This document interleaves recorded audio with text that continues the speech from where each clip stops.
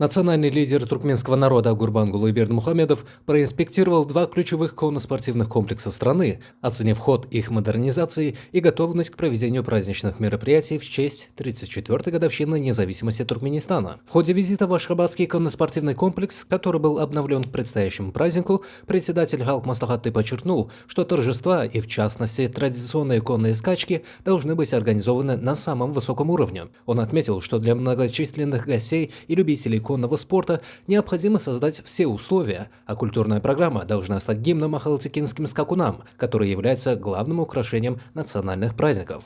Особое внимание было уделено состоянию скаковых дорожек. Чтобы лично оценить качество покрытия, Гурбангулы Бердымухамедов оседлал скакуна по кличке Ханбек и проехал по треку. Он дал указание, чтобы дорожки отвечали современным требованиям, а развитие коневодства в целом сочетало многовековые национальные традиции с передовыми международными стандартами. «Где конь горцует, жди праздника», процитировал национальный лидер туркменскую пословицу, подчеркивая неразрывную связь ахалтекинцев с культурой и бытом народа. После этого Гурбангулы Бердымухамедов посетил Ахалтекинский конный комплекс президента Туркменистана, расположенный в предгорьях Капитага.